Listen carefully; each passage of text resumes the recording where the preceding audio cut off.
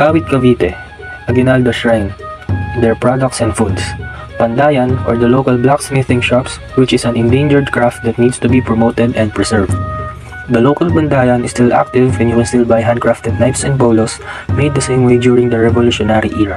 Lomi, a hearty noodle dish made with fresh egg noodles, vegetables and meat, often topped with a flavorful sauce. Pansit Kawit, a local twist on the traditional stir-fried noodle dish featuring a medley of fresh seafood and vegetables, delivering an authentic taste of the region. Kawit. Officially, the municipality of Kawit is a first-class urban municipality in the province of Cavite. According to the 2020 census, it has a population of 107,535. It is one of the notable places that had a major role in the country's history during the 1800s and 1900s. Saint Mary Magdalene, Church of Kawit, popularly known as Kawit Church. This Roman Catholic Church is one of the oldest churches in the Philippines, with construction beginning in 1737.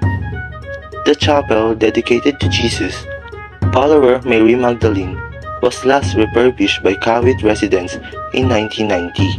The president of the First Philippine Republic, Emilio Aguinaldo, was christened in this church, and his birth certificate is housed on the left side of the altar. The church is well known for its healing.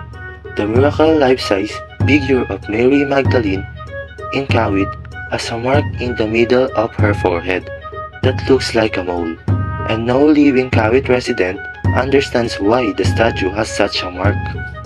According to speculation, this is the symbolic mark of Jesus' fingertip at the resurrection, when he appeared to Magdalene and said, "Noli me tangere," as described in the Gospel of John 20:17. Others speculate that this mark is used to identify her from the Virgin Mary. Patron Saint, Saint Mary Magdalene, Patroness of Kawit, Cavite. Kawit is a coastal municipality in the province of Cavite. So the municipality has a land area of 25.15 square kilometers or 9.71 square miles, which constitutes 1.65% of Cavite's total area. So it is a population as determined by the 2020 census was 107,535.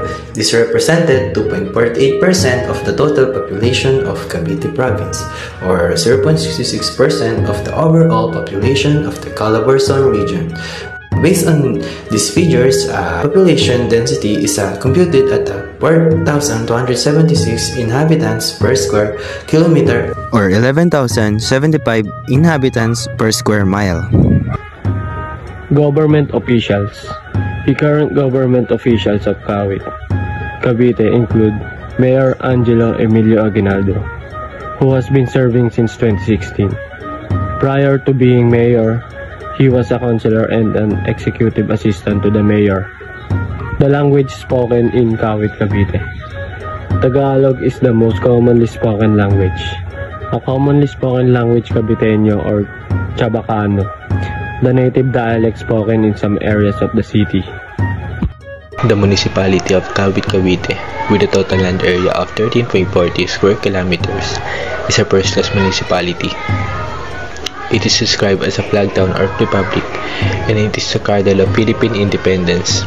Kawit is the oldest municipality in Cavite.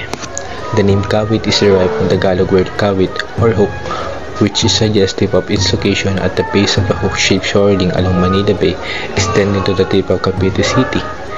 Its cultural heritage and historical role in the Philippine history is a unique treasure for Kawit.